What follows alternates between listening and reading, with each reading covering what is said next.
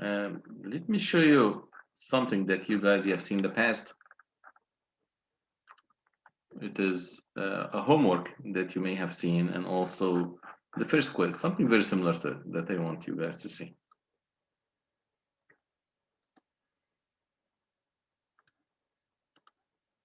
All right, this is a double T that you guys have seen before. And this double T I've seen multiple of these, right? This is the one that maybe most likely this is the one that you have seen in the quiz, right? Isn't it? The 615 and the width of it is like 10 feet, 32-inch deep, and so forth. You should expect the problem is going to be very similar to this. So in this final, you're going to see here mainly three problems. One of them is going to be kind of discussion and true and false, and you know the differences between whatever and whatever, right? So this is going to be one section. And most likely you're going to have maybe 10 points, maybe 15 points on that. The other two problems can be like equal in weight. So let's say if the theoretical question is going to be maybe 10%, the other two is going to be maybe 40 and 40, or maybe 45, 45, so that at the end you're going to have a total of 100 points. So if I made it like 15% for the theoretical questions, so you understand that 85% maybe 45, and the rest of it maybe 40. This is going to be for the two problems, right? So it's going to be equally weighted. I would say maybe very close to be equally weighted. One of these problems is going to be about the double T design. The other one is going to be about the beam design. This is the whole thing. So your exam is simple, something that you have seen in the past. Nothing is going to be really complicated, but please know exactly where to find the information and be sure that you're going to be finishing on time and give yourself a chance to scan. And it's okay to upload it, the whole thing here in one file if you want to. I mean, I don't mind this, but please be sure that for each piece of paper that you do there, you write the problem number on it on the top. So for example, this is going to be problem one, continue to say problem one on the top, problem one again, keep on repeating, adding this to the top of each page within this problem one. Once you move to problem two, and then you start again to write on the top of the page. This is here part of problem two, all the way down.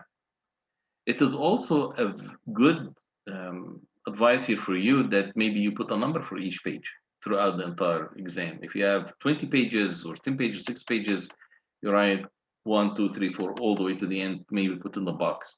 Because in many cases, what I see here, a PDF file, and they are not really in order. And at the beginning, I start here to deduct points because I don't know exactly how you came to this conclusion. And then at the end, I start to realize that here's a page that was not in the right order. Now I need to regrade it. And of course, I'm not going to be the happiest person when I'm doing this, right? But I feel that, I mean, how come you should maybe just put a number and make it easy on me and yourself.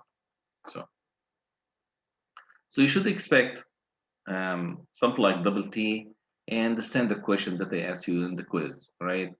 And the same also, that was also the midterm. For example, I'm gonna say effective pre-stressing, maybe 90% or maybe 85%. But as it says here, needed to balance 90%. So how about if it balanced 85%? I'm gonna say good, all right. 95%, I'm gonna say, yeah, it makes sense. 95 is gonna be okay. How about 105%? Would you balance it to 105% or No, 120%? no. No, but you understand that the reason that you're doing this balancing here is that you wanted to reduce the deflection, total deflection at the end, but you don't want to camber it. So camber is not acceptable, but little bit of deflection is going to be okay. So your goal here is to reduce the deflection because you know in your analysis here we don't really do deflection analysis, right? Because you're not aware of this variable moment of inertia. But you need to understand also that this beam here or this double T is going to have this variable moment of inertia because if there's a cracked section in the middle, maybe at the end is not going to be that cracked. So there is certain formulation that you need to learn about before you are able to calculate deflection. Because I'm not covering here deflection in this course of pre-stressed elements, so I'm going to say, let's just try to reduce deflection as much as possible by cutting off most of the dead load as much as we can. How would you cut it down? I mean, just simply balance 90% or maybe 80%. In many cases, we just bring the balanced load maybe to 75% of the self load, which is very good. Still, I mean, the beam is still in good shape. The strength is very good. When it comes to deflection at the end, this is gonna be also very good. I mean, you don't see here a problem. So when you see here 90%, 80% is gonna be acceptable, 85% is good, but don't push it to above 100. Usually try to keep it below 100%. And then you have this range. My advice to you, if you're doing an actual design, keep it between 75% and 100%. It's gonna be somewhere there. As long as you're gonna be in this range, you should be fine. And then after that, once you find here number of strands, the effective pre-stressing force, you're gonna say how many strands, and then find out PI, find out PE. This is the stuff that we have been doing from the beginning of this course. Nothing here is new. So now you know exactly how to do this. You're well trained in this, and you should be able to do it successfully to the end. And then you're gonna be checking the stresses top and bottom right after applying the pre-stress. You see how much is the balanced load. I can add to this because this is actually taken from what? This is taken from the quiz, right? And taken from the midterm. So I can say how much is unbalanced load. So I'm gonna say W unbalanced is how much, right? You say the stress at the balanced load. You know how to do this. You just take the axial load and then divide by the total cross-section area of the section, right? Of this double T and stuff like this. I'm not gonna say if you put it upside down, so you don't have to worry about this. This is not gonna be in the exam at all. Either whether it's gonna be in this problem or the second problem, you shouldn't worry about this. Any questions about this problem, the double T, and how do you do the analysis? How do you find out all of that? Well, Professor, Yes. I know in the homework when we did the 0.9, the dead load, we used the self weight, Yes. but on the quiz we also have the dead load value. Are we Yes. supposed to use the dead load value or the self weight value? Dead load is a self weight. Oh, it's the same thing. The dead load is a self weight. Okay. The additional dead load is different. For example, this problem here, if it says additional dead load, then you need to understand you will need it, right? But here, all what I'm doing here, I'm just here to balance some amount of load. I'm just asking you how much is the PI is going to be, number of strands, the PE, what's going to happen after you apply the pre-stressing strands, the pre-stressing after you apply the pre-stressing force, and then how much is the balanced load, how much is unbalanced load. Now, where would you get here the life load from?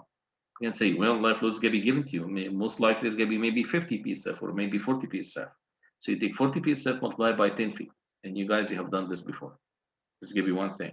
You can say, where's the additional dead load? You say additional dead load is give you the 891 subtracting 641, right? Unless I come and add a little bit more for ducts and piping and mechanical equipment here attached from the underside of the double T. It may happen, but most likely, I'm just gonna give it to you like that. So your additional dead load is give you the 891 subtracting the 641, and that's it. It's gonna be your additional dead load. Additional dead load is not self-weight. It is true, it's gonna be self-weight of the concrete topping, but it is not self-weight of the double T. So it says here 90% of the dead load, which means it's a self-weight. I understand when you're doing like conventional concrete design, usually you have the total dead load. We call it just dead load, which means this guy include here self-weight, any additional dead load, piping, equipment, fixtures, the whole thing. We call it dead load, right? In conventional design, which is correct. But in pre-stressed specifically, they call the dead load to be the self-weight. And any other weight of any other material that you attach to this construction during the service life, you call this additional dead load. Is additional dead load the same thing as superimposed dead load? Yes. Yeah. Oh. Yes. Additional dead load is the same as superimposed dead load. This is correct.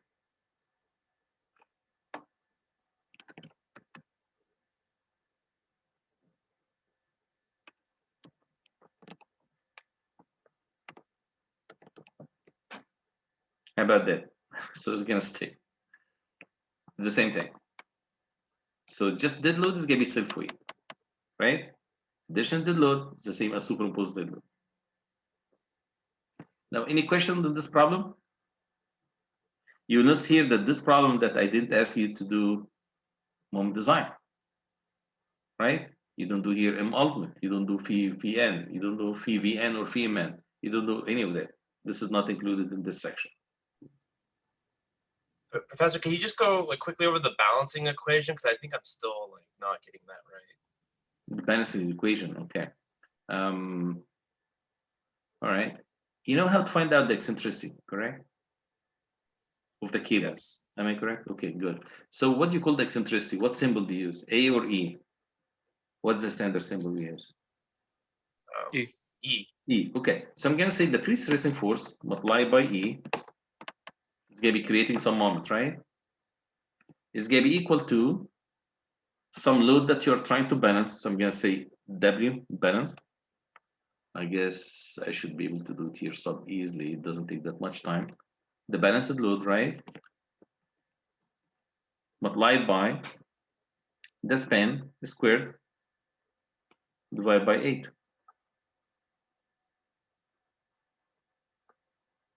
So what is happening here? So I'm going to say, I'm simply here equating two moments to each other. The first one is going to be internal moment. So I'm going to say, here's the internal moment, right? I'm going to do it here in yellow. So what's the internal moment? It's going to be pre-stressing force multiplied by the eccentricity. Yes, we understand that we went through it. It's going to be equal to the external moment. And this external moment, let's say we're going to put it here in, let's say, green.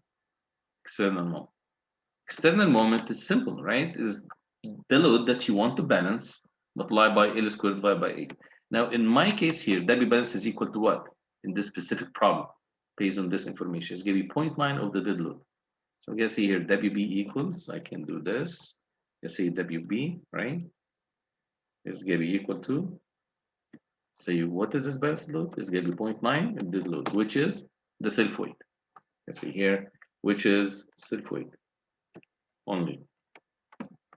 So when you balance the self weight only. And what is the reason of balancing the self weight only? Why don't you want to balance the entire thing? Because in many cases, you start your design by thinking that you're going to have this concrete topping, right?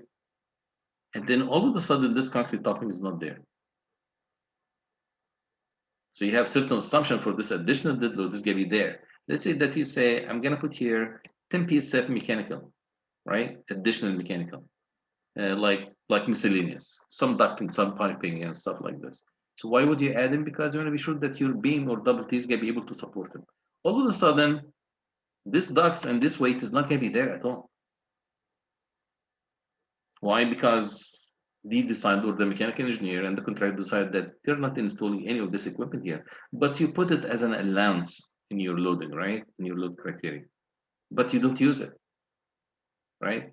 I mean, in reality, it was not used. It is not there. So what's going to happen? You're going to have a little bit of camber because you are balancing about roughly like 100% of the dead load. And you're thinking that this additional dead load is going to make it kind of flat, right? But all of a sudden, this additional dead load is not there. So you cannot really balance the total dead load, including self-weight and additional dead load or superimposed dead load. You just do your balance to the self-weight of the double T or the beam itself, if this makes sense. Did I cover this issue about the balancing? Or not really? Yeah. I was talking more about like the equations. About the equations? Is a P, Yeah. PI? About the unbalanced? Or the what equations? I thought that these are the equations, or am I missing something here? Yeah. It was the, slide. Did you want to tell me about a specific slide? The- Go ahead. I think there's another, you mean the other equation for W unbalanced, that it's 8, I think, times M over something. Are you talking about this unbalanced now to find out the unbalanced load? Yeah. I'll get back to you with the slide. I'll look it up right now and I'll tell you. Why don't you proceed? I don't want to hold up the class. So what is the unbalanced load here? I'm gonna say simply it's gonna be equal to the total load, right? Subtracting the W balance. That's it. Just put it right there. So the unbalanced is the load that you're unable to balance. So you have the total load, right? Subtracting W balanced load. So what does the total load include? What does it include here? I'm gonna say this includes dead load, superimposed dead load, and life load. The entire load, any loading that this double T is gonna be supporting equal unbalanced. So Professor, it was what I was asking was the load balancing method, which was like the P over A or the Can you tell me which slide it's at? yeah, it's slide set 4, the load balancing method. Oh, I see, with the equation. This equation is going to take you back to the same. I mean, once you go through all of this is just to prove it. But if you go to slide number 8, do you have it there? Yeah. Okay, look at slide 8. Are you guys following us? Well, not really.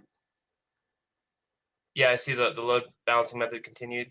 Yeah, here's a slide. Look at this. Look at this equation here. PA equals W squared divided by 8. This is the exact same equation that I put down there. I said internal moment equal to external moment. So actually, it's going to be the same equation, but there's more than one way to prove it or to come to this conclusion. If you like, you can do some little bit of, as you see here, you have differential equation and you're going to integrate it a couple of times, or you can do it from the principle of physics and like structure analysis, if you like, or physics. It is usually easier when you think about this principle of physics, because everybody's going to have, he's going to understand, yes, this is going to be a moment, this is also a moment with system equal to each other. This is a moment come from outside that need to be the same moment developed inside the beam and things like that. So, I mean, this is the same equation. At the end, look at this equation, and then at the end, I would get it to the same conclusion. Professor, a little further down, like on that same slide set, Yeah. where it said like way further down, where it's like the FT and FB equal to the negative P over A. Which one? Keep going down. Like further down the slide set. Right there. Yeah. Yeah, that right there. That's what I was asking about. Was that F, T, and B that equal the negative P over A? Okay. All right.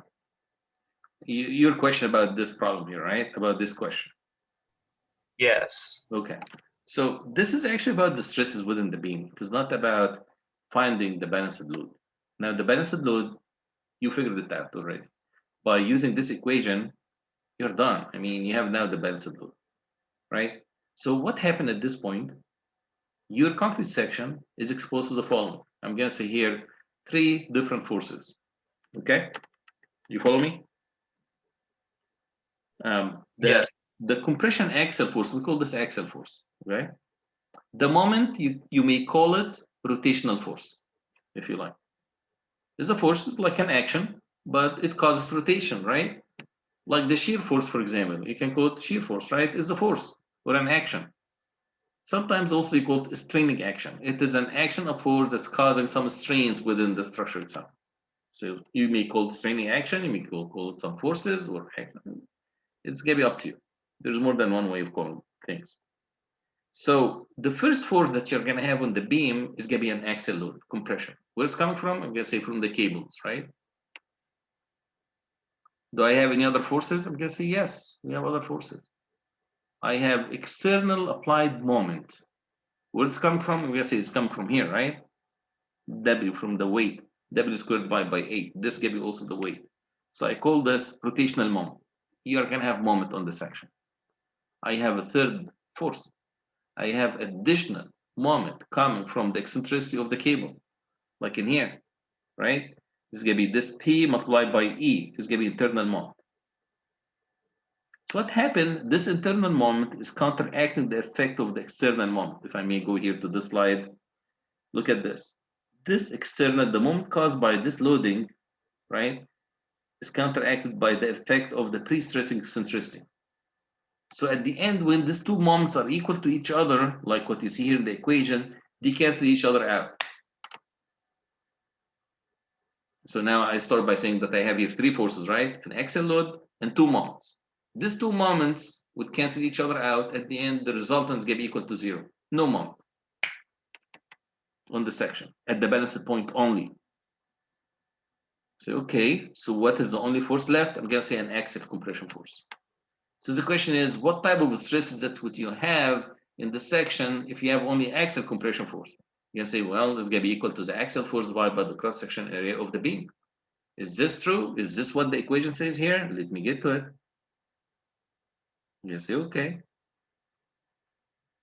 Let me get there. Yeah, it says it's going to be equal to negative P over A. It's going to be just the axial force divided by the cross-section area at the balanced point only. So this happened at the load balancing, right?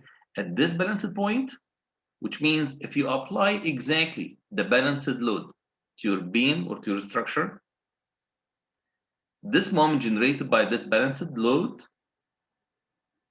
is going to be counteracted by another moment. It's going to be opposite to it from the pre-stressing, and the only force left to figure out the stresses on the beam is just going to be this P divided by A. You get the stresses within the beam. Make sense now, or no? Yes, yeah. Okay, very good. All right, let's move to the second problem.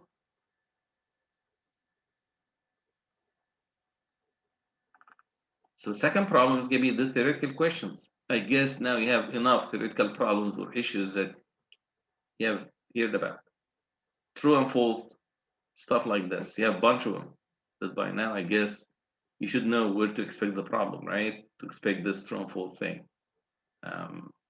You have lots of things. But one main thing that we didn't really discuss and I didn't quiz you on, or I didn't give you homework on, or midterm didn't cover. What is the difference between the cast in place concrete, pre-tension and post-tension members?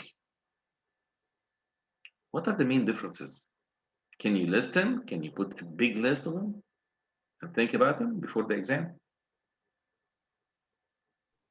And think about all of this true and false problems that you maybe have heard about and have them ready, so that in the exam, this is gonna be open notes, so you can just use them quick, but it's gonna be like a little bit of homework that I want you to do. And when it comes to the exam, you're gonna put it there. Any questions on this problem? This can be like 10 points. On something like this, and true and false issues, like problems and questions. Can someone here list some differences between cast in place and pre-tension or post-tension?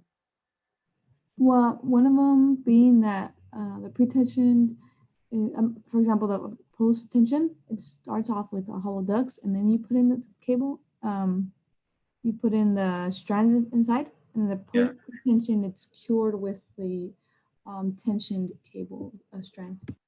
Okay, can you bring a list? Can you put a list together for yourself?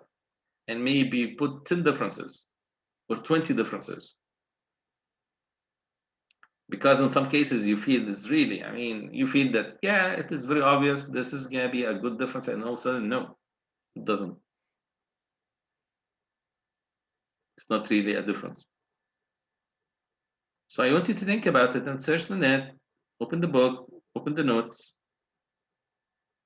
So what's the difference between pre-tension and post-tension in design? And performance and the whole thing. Also, you may think about difference in terms of the use of it. Right? What post-tension members can be used for and pre-tension members can be used for. About plates of fabrication. Where do you fabricate the pre-tension versus the post-tension versus the cast in place? You can say the pre-tension is going to be in the yard, right? It's going to be in the factory. The post-tension most likely is going to be casted and constructed on the site. The cast in place, of course, is going to be on the site. How about the use of formwork? Do you need formwork for the cast in place when you build it? Yeah, I need formwork. How about in the factory? Do you need formwork for the pre-tension and post-tension? Say kind of yes, but once you cast the pre-tension and then you go there to buy it, you don't really, as a contractor, final user, you're not going to be really doing any formwork. It's going to be like a structure steel. You just buy the piece or the structure member and just install it. So for the final user, for the general contractor or the contractor doing the assembly, or assembling the project, assembling the structure members in the pre-tension, he's not going to be doing any form work. So think about all differences in terms of design, in terms of analysis. So you say, okay, in terms of analysis, here are the differences, and then you list the differences for yourself, right? And try to be specific. For example, you say difference number 1, number 2, number 3. So when you come to your exam, you don't really need to spend any time to think about it. You just put them together quick. So number 1 is giving analysis. Number 2, production. Number 3, in construction side. Number 4, application. Which members used for what? Number 5, performance. You have tons of things that you can talk about. You can maybe come up with 50 differences if you want to. All right, I'm gonna skip this and go to the third and last problem, which is gonna be kind of close to what you're gonna see in today's quiz and also in the final. I'm looking here, it says homework 2. Wow, what is this? Oh, this is gonna be like one of the problems that you guys have seen in homework, right? Rectangular section. Can someone here tell me about the eccentricity in this beam? How much is that? 8. 8. Oh, yeah, it's gonna be 12 subtracting 4. Exactly, it's gonna be 8. Okay, good. All right. How about moment of inertia? Can you figure out moment of inertia? It's gonna be Quick question, Professor. Yes. So for double T, we said eccentricity is y bottom minus the distance of the bottom part of the beam to the distance of the strands. Depends on the location of the strand. Depends on the location of the strands at the ends and at the center, right? Yes, this is correct. Okay, just to make sure. So here, the location is 12 inches, subtracting 4 inches, it was 8 inches, like what they said. So there's always going to be given where are the strands placed? Yeah, at the of ends? course, definitely. It is usually given Okay. because you're not doing an actual design. In actual design, you can decide, right? In real practice, you decide on this. But in here, I need to give it to you. Otherwise, I can have 34 different answers. Because usually the strands at the ends are placed at the center, right? Usually, yes. But in many cases, they don't put it in the center. They sometimes bring it up a little bit to gain some strength. When that number is not given, we assume it is at the center at the ends. Yeah, but usually I give it. I Okay. don't leave it this way. Okay, thank you. Okay, no problem. So for this section here, you should be able to find out the cross-section area, moment of inertia, and the whole thing, right? If you are doing any stress, find out the stress. So I'm gonna see here, determine the ultimate factor moment demand. Oh, it means that I need to give you dead load, superimposed dead load. I need to give you live load, correct? And you guys know how to do the 1.2 dead plus 1.6 live compared to the 1.4 times dead load. So, okay. After you do this, I want you here to figure out the even number of strands. So I'm gonna say, imagine that you have here a few rebars. So I'm gonna say, let me put here some rebars. We have here some rebars here at the bottom. 3 number 6, or whatever, right? And you have also the same rebars here. And of course, I'm gonna give you this cover, the location from the bottom. So you have AS, and then also you need to find out this. I'm gonna say here, determine the initial and effective pre-stressing. Okay. And then check the stresses, and then find out Phi-man. And what else? I'm gonna say find out Phi-Vn. I'm gonna say Phi-Vn. I'm gonna say shear strength. And then also I'm gonna say, yes. How do we get FPS? Do you know the code equation for it, the Aci code equation? Are you familiar with it? Did you see it before? I might have, but I forgot, so I don't know. Okay. All right. Let me finish what I'm saying. I'm going to show you where is FPS, because this is something that we have studied and we covered in details. But I mean, I'm just going to show it to you. No problem. All right. So I'm going to ask you for the shear strength, which means Phi-Vn. And of course, if you're going to do here Phi-Vn, I have here 2 methods to do it. of doing it. I have the long way and the short way. Which one do you think I'm going to be using? The code or the detailed ones? The code. Code, of course. Okay, I'm going to ask you also to design the end block. Which equation do you want to use? Then you use this detailed method when you do this as let's say post tension, you're going to be doing the elastic analysis method or code one or what? Which one do you think? The simplified method or the detailed method? The code, which means simplified, right? Same thing. So both methods here, in both of these two, of course, you're going to be using the simplified, right? You don't get stuck. So I can say here, where's the balancing? Did you hear anything about balancing load? Did they balance anything? Can someone here look quick? Is there anything about balancing loads? No. No. Does it mean that I need to account for the unbalanced load and the balanced load? Do I need to consider that and determine the balanced load in this quiz or in this problem in the exam? Did they ask you for it? No. Would you do it? Probably not. Of course not. Don't spend time. I mean, if it is not listed here as a required item, don't touch it. Don't do it.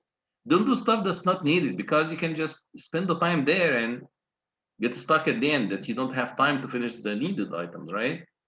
Here, I didn't ask you for finding out the balanced or unbalanced, so you don't touch it. You just stay focused on what is needed. So I'm going to say, how would you determine here the number of even strands? I'm going to say you determine number of even strands or number of strands just to cover the moment demand. So based on this moment demand, you're going to say at the end, M sub U is going to be equal to phi man. Correct? M sub U, which is this moment demand.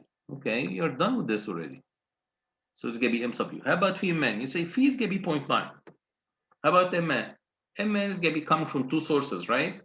You have the reinforcing bars, which is let's say 3 number 6 or 4 number 8 or whatever, plus the strength coming from the strengths. You can say it's going to be two subsections here. You can say I have AS times Fy times, if you like, D minus A over 2. Correct? You can say, is that it? I mean, is this the only thing? I'm going to say plus FPS times what? APS. This makes sense to you guys? Professor, what would we, if there's no steel like reinforcement included, how would we pick Did you see this line here? Do you know what is this blue line for? Oh, that's the reinforcement. Oh, this is the reinforcement. Okay, this is like the 3 number 6 I talked about, or maybe 4 number 8. So this reinforcement is going to be given to you. So I'm going to say AS, of course, is going to be given to you, and FY is going to be the 60. How about D minus over 2? Do you have a value yet at this stage? I'm going to say no, I don't have it. So what's a good assumption for D minus over 2? If I don't know it yet, you can say D minus A over 2. What's going to be a good assumption to it? Because at this stage of the analysis, I don't have it. So I'm going to say, let me throw here 0.9D. Or maybe 0.95D. It's going to be up to you. You can decide on that. Right? Does it make sense? Yes? No? Yeah. Okay. So let me tell you this. M sub U, you have from here, right? It's going to be the same as phi man. We set them equal to each other. The phi, I'm going to say, let's say it's going to be 0.9. I know it's going to be 0.9. Because I'm not putting tons of reinforcing. Just going to put enough strength to make it work, which means to make the strength enough to cover the demand. So it's going to be 0.9. AS, I'm going to say it's going to be given to you. I'm going to say, let's say 3 number 6, 3 number 8, whatever reinforcing that I put here. Fy is going to be 60. 6 KSI. Now take a chance here and take all the notes you wanted, because this is going to be open note quiz, right? So be sure that you write everything, all of these notes here. Then say Fy is going to be 60. D minus over 2, just take it 90% of D. This is going to be good enough. So you know the depth, right? The depth is going to be from the top to the center of the 3 bars, not to this pre-stressing strength. No, it's gonna be to this line here, to this reinforcing bar, right? And then instead of this, you just call it 0.9D. Because you don't know the exact value of A yet. So you throw something there. You say, I have a feeling that maybe D minus over 2 is going to be equal to 90% of D, or 95 or 85. Any number is going to be okay at the beginning for the first run, for the estimate. So, okay. Plus FPS times APS. This APS is going to be actually, once you divide by 0.153, it's going to get you a number of strains. So APS is going to be the total cross-section area of the strains here. So someone's going to say, how about FPS? Where'd you get FPS from? Can someone here help me with this FPS?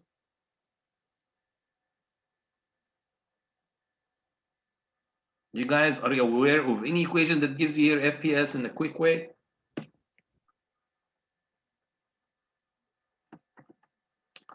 Yes? No? That one equation that you gave us, right? Or Yeah, it's right here. Right? And you guys are going to be taking the quiz in 15 minutes from now. So in this slide set number 7, you're going to be looking at this equation here. It says the ACI equation, right? This is going to be taken here from the ACI. There's 2 ways of finding out FPS. There is a long way. If you like to use it, go ahead. By all means, you can spend an hour just trying to solve this. There's a shorter way. And where is the short way? I'm going to say, okay, it's going to be right here. Here's FPS. It's going to be equal to FPU. Do you guys know the value of FPU? Yeah, the 270, right? I guess. Do you know all of these terms? Have you seen this before, this equation? This is going to be your FPS value that you need to consider. So if you really want to find out FPS, this is going to be the exact way of doing it, right? But how about at the beginning, at this stage, when you're trying to find out this AS? I mean, what FPS value would you consider? Can someone help me with this? So I'm going to say, I want to throw there an FPS value. How much should I throw? 220. Yeah, 220 KSI is good. Very good. Yeah. What is FPU? Can you help me with this? To what? 270. 270 KSI. What is FPI? 189. 189, 185. Yes, that's good. What is FPE? 150. 150 KSI. Excellent. Very good. You guys, you know it. So at the beginning, when I was trying to find out APS, I need to consider FPS of 220, right? At the beginning. So in this equation here, everything is going to be known except for FPS. So all of this, I have values for it, or I have an estimate for it, except for APS. Now you find out ASP or APS, pre-strengths. Code ASP, the APS. It's fine. Some people call it ASP, or you can call it APS. So Professor, for FPS, we use the 220 in this case, right? Yes, just in this equation, just to Okay. do the estimate, Okay. right? Now, after you do this, now you have APS, right? Like your target, this is gonna be the value that you'd like to use. Then you put this APS, this is gonna be APS required, right? I'm gonna call this required. So what do you do after that? You say, let me find here number of strands. Once you find number of strands, you're gonna say, let's say I need 5.5 strands. Can you use 5.5 strands? Is this logical? I say no, it needs to be maybe 6 strands. Let me use here 6 strands. So what is the final APS used? You can see the final APS used is going to be equal to 6 strands multiplied by 0.153, which is the area of 1 strand. Okay, good. So what do you do after this? I'm going to say after this, now you need to determine FPS correctly. How do you determine this? I'm going to say, let me go here back to the slide set and use this equation. Now it has this rho and rho prime. What is rho? It's going to be the ratio of the steam, right? What is this? FPS is going to be equal to FPU. And then it has some reinforcing bars and stuff like this and some information. Now, at this point, you can calculate the actual FPS that you'd like to use. Now, because you know number of strands, you know number of reinforcing bars, you know all of this information. So at the beginning, you just throw a number to determine APS. After you're done, Now you come back, figure out FPS. So what do you do after you have FPS? Now you figure out phi min at the end. This Excuse me. why. Sorry. What does DP stand for? This is excellent question.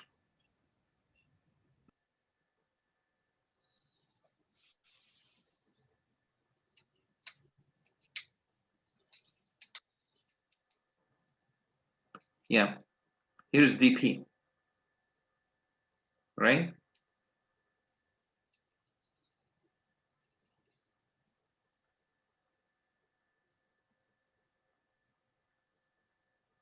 And I give you a picture here for DP.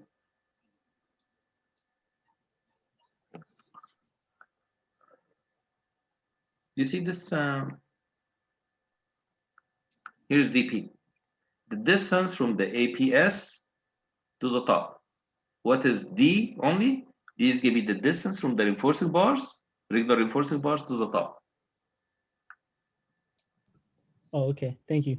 Yeah, and thank you here. I received a note here, something that maybe I mistyped here. If you look here at this equation, it's going to be AS times FY, D minus over 2, FPS, APS, multiplied by DP minus also A over 2. I missed that point, right? So this equation here, I mean, don't use it here, of course, from this recording. You need to use it here from the main equation. And let me go back here to the main equation so that you guys know what I'm talking about.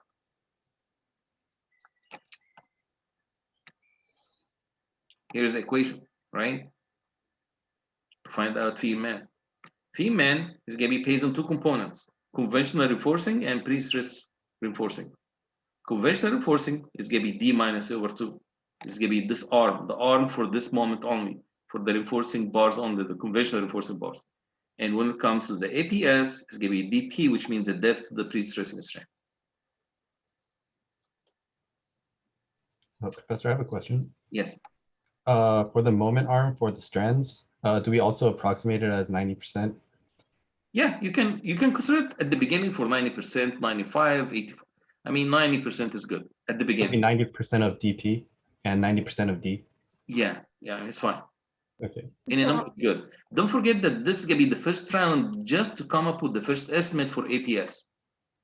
And then you need to come back and confirm that this phi min is greater than M sub U. So you need to figure out the exact A. So I'm not saying just consider D minus over 2 to be 90% of D to the end of the problem. No, I'm not saying this. I'm saying this for the first estimate. Right? And then after this, you need to prove again that phi min is going to be greater than M sub U.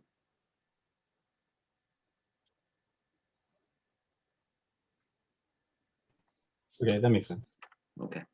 Any other Do questions? we Yes. do we assume like what the clear cover is going to be for the D? Is that just assumed in the beginning? No, I'm going to give it to you. Why would you assume it? I'm going to give it to you. It's going to be there on the phone. Very similar to this. If I may show you this. Let me share this. Who gave you this 4 inches? That wasn't the problem, right? So DP is equal to how much? Can you tell me how much is DP for this problem here? It's like 20. What? 20. 20 inches, exactly.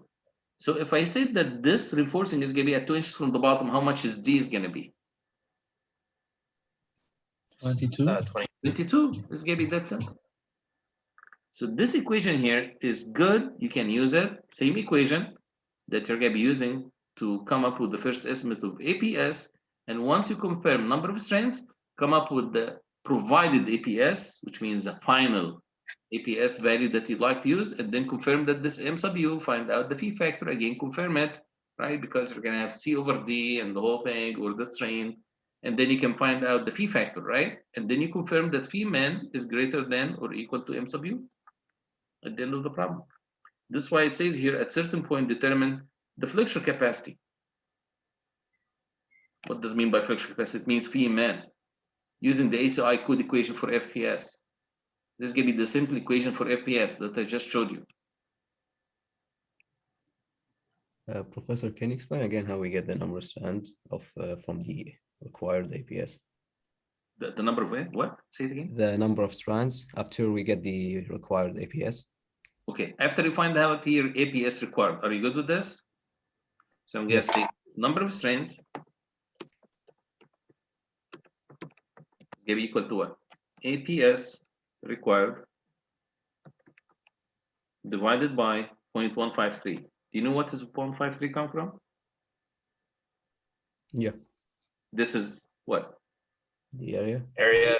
Cross-section area for only one strand. So let's say that you have 5.5. What would you use? Use 6 strands. Correct? So what is APS in this case? APS equals 6 times 0.153. This is going to be the actual provided because now you decide to use 6 strands. So your APS is not going to be the one that you get from this equation here. You just come up with the first estimate. And if the EMN is less than mu, I have to change it again, right? Yes, Like I have that's to why you increase get this. this is yeah. I mean, you want to be sure that your capacity is more than the demand at the end of the day. Mhm. Thank you. No problem.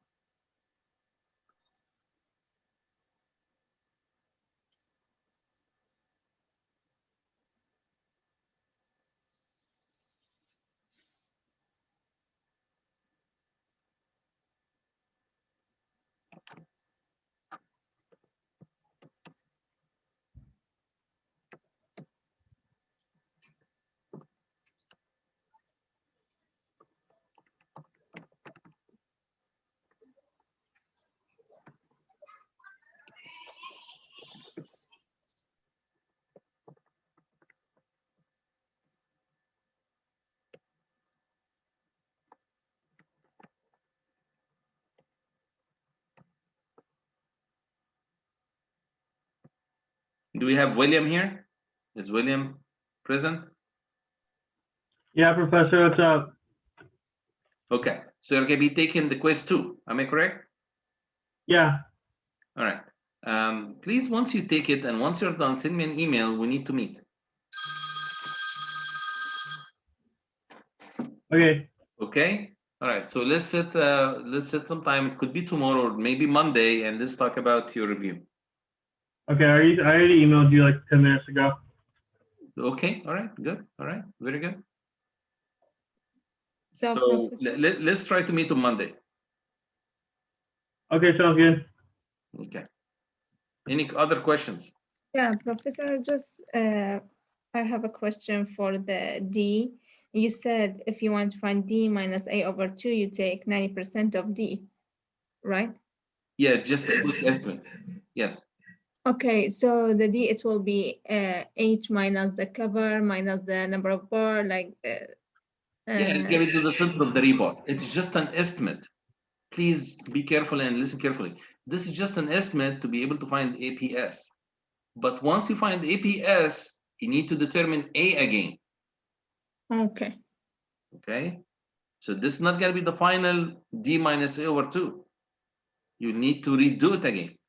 Just an estimate.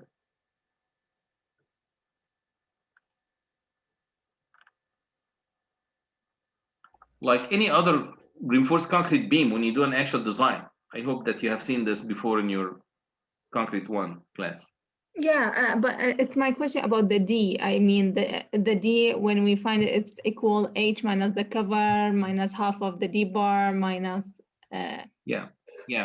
It's gonna be you do it like that. Yeah. But most likely I don't give you the cover. I just give you the location of the rebar. Yeah, but I think the cover, it's because it's a beam, it will be I think 1.5. What do you mean? It's gonna be given to you in the problem. You don't come up with this cover thing. You don't estimate the cover you wanted. It's gonna be given to you in the problem. Okay. Okay. All right. I guess you guys you need to start right now. So get ready. How long do we have to do? Oh, you have hour and a half. Okay. You have plenty of time. Be careful. 15 minutes. Now in 75 minutes from now, right? You need to stop working and start to scan. You have total of 90 minutes. There is no additional minutes to scan, please. So I don't want to receive emails, oh, I was just late, or 3-4 minutes after, or maybe 10 minutes after. Don't do this with me, please. Make it easy on me.